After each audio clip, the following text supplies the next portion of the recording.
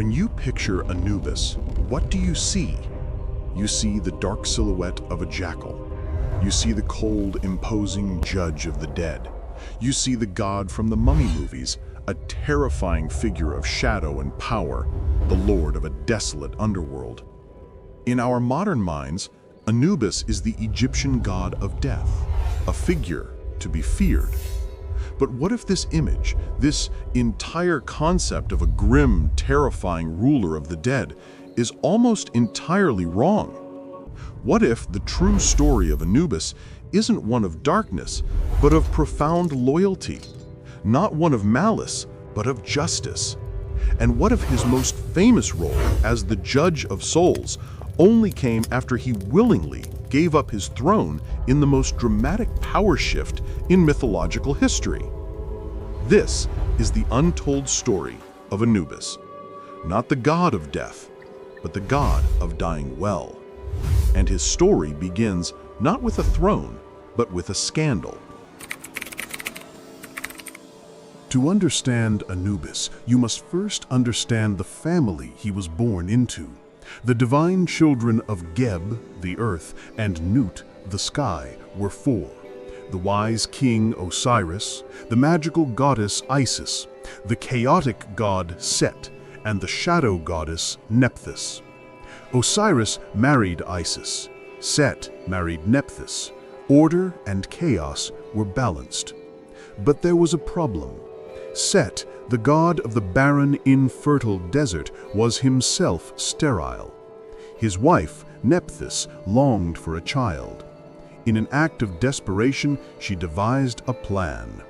Disguising herself as her sister, Isis, she seduced the king, Osiris. From this secret, illicit union, a child was born, Anubis. He was a child of scandal, born in secret and shadow. Terrified of what her husband Set would do if he found out, Nephthys abandoned the infant in the reeds of the Nile Delta. But the child was not left to die. He was found by the very woman his mother had deceived, the goddess Isis. Think about this for a moment. Isis, the great queen, finds the illegitimate child of her husband, and instead of anger, she shows compassion. She takes the boy in, raises him, and loves him as her own.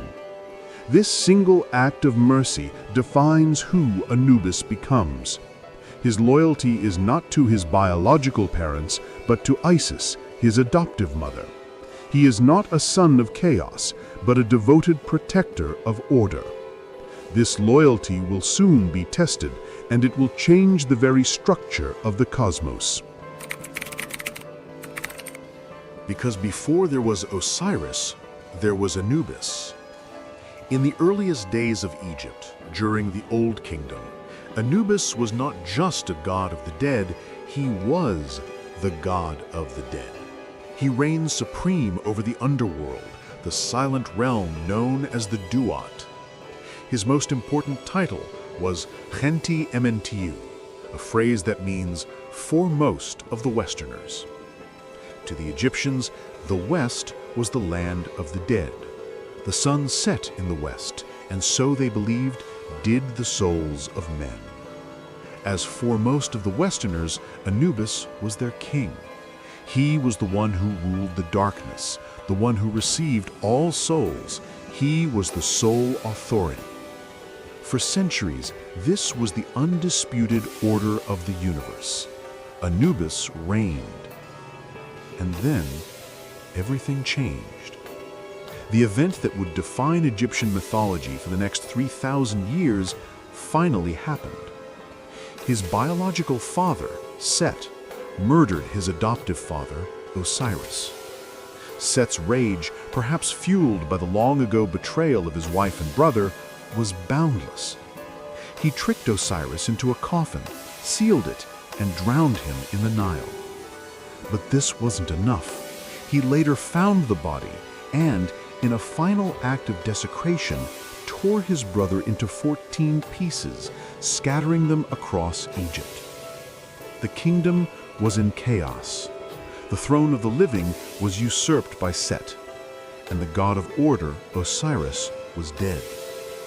This is the moment Anubis steps from the shadows and onto the main stage of history. Isis, heartbroken, began her desperate search for her husband's remains. And who was at her side? Guiding her, protecting her? Her loyal adopted son, Anubis. They hunted for every piece, and when they finally gathered the shattered king, they faced a new, terrible problem. A body so dismembered could not properly enter the afterlife. Osiris was destroyed. This is the pivot point of the entire Egyptian story.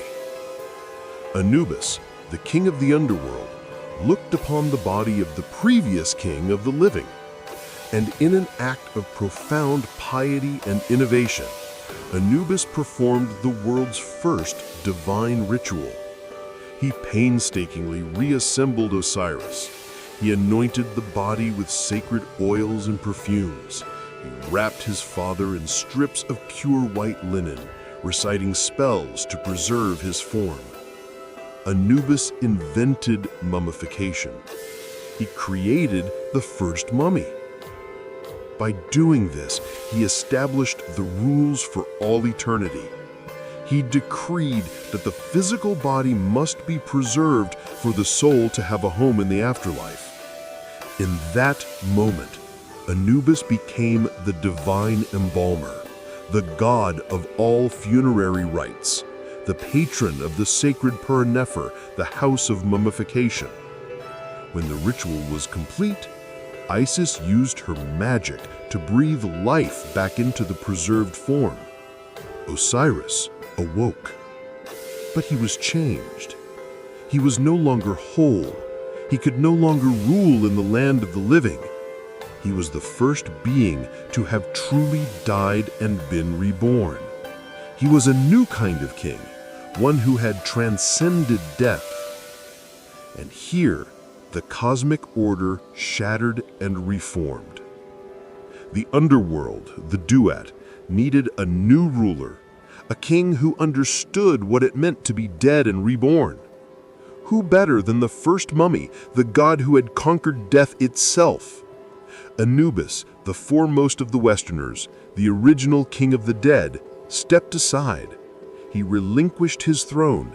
He handed over the entire realm of the dead to his father, Osiris, who now became the new, undisputed king of the underworld. This single event, this profound resignation, is the key to understanding the entire Egyptian afterlife. It's a story of loyalty and cosmic order that is so much deeper than the simple god of death myth. If you love digging into mythology and uncovering the truths hidden behind the legends, take a moment to hit that subscribe button. We have so many more untold stories to share. To modern eyes, this looks like a demotion. Anubis was king, and then he wasn't. But to the Egyptians, it was the ultimate act of Ma'at, of divine order and justice. It was not a demotion. It was a righteous evolution. Anubis gave up his throne, but he took on a job that was far more intimate and far more critical. He became the bridge. Osiris was the king, but he was a distant one, ruling from his palace in the field of reeds. Anubis became the god who interacted with every single soul. His first new role was psychopump, a Greek term meaning guide of souls. When a person died, Anubis was the one who met them. He took them by the hand, calmed their fears, and guided their spirit from the world of the living. He led them through the treacherous, demon-filled paths of the duat, protecting them and bringing them safely to the final test, the Hall of Two Truths. And this is where Anubis took on his most famous role. He was no longer the king, so he became the Chief Justice. Imagine the scene. A soul, terrified, stands before the divine tribunal. 42 gods are there to witness. At the center of the hall is a giant golden scale. This is the weighing of the heart. The soul recites the negative confession. I have not killed, I have not stolen, I have not lied. Then Anubis steps forward. He and only he is the one trusted to administer the test. He gently takes the soul's heart, the seat of their memory, their intellect, their morality, and places it on one side of the scale. On the other, he places a single, pure white ostrich feather. This is the feather of Ma'at, the goddess of truth, justice, and cosmic order. This is the moment of judgment. Is your heart as light as truth, or is it heavy with sin, deceit, and regret? Anubis, with his jackal's head, crouches by the scale. He is not judging you. He is not the one deciding your fate. He is the incorruptible administrator, the one ensuring the scale is true. He is the guardian of fairness. His eyes are fixed on the balance. If the heart is lighter than the feather, Anubis nods. The god Thoth records the result, and Anubis himself leads the soul, now declared true of voice, to the throne of Osiris to be welcomed into paradise. But if the heart was heavy, if the scale tips, Anubis steps back. He does not pass sentence. He does not act as executioner. He simply allows the law to take its course. The heart is thrown to the floor, where the terrifying demon Ammit, part crocodile, part lion, part hippopotamus, devours it. To have your heart eaten was not hell, it was oblivion.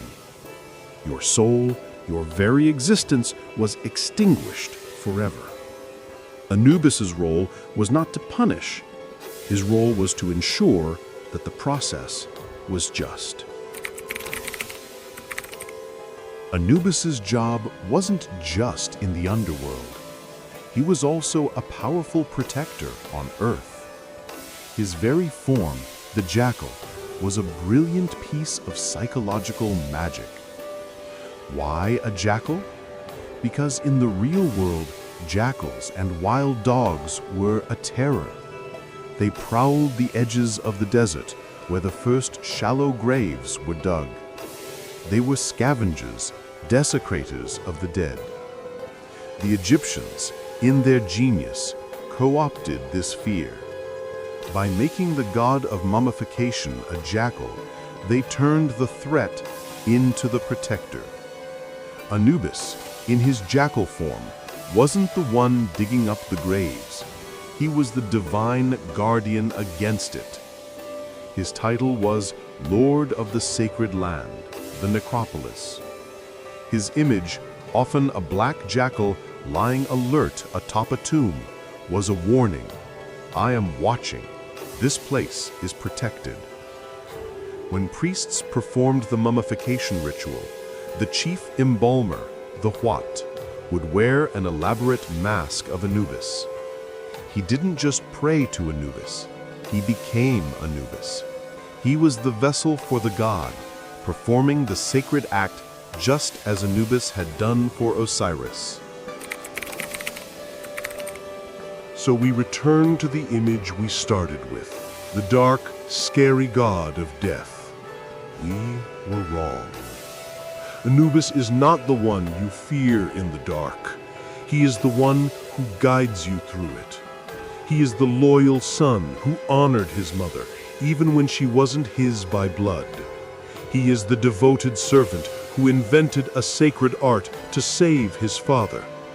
He is the humble king who stepped down from a throne to take on a vital duty.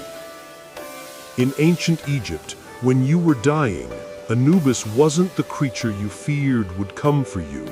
He was the god you prayed would come for you. He was the comforting hand you sought in the darkness, the incorruptible judge who would ensure you got a fair trial, and the faithful guardian who would protect your body long after your soul had moved on. He is the God of the sacred passage, the one who ensures that for every soul, death is not an end, but a just, sacred, and protected journey. Anubis' story is of profound transformation. But what part of his story surprised you the most? Was it his scandalous origin, or the fact that he was the original king of the underworld? Let us know your thoughts in the comments below, and tell us which other misunderstood god or goddess we should uncover next.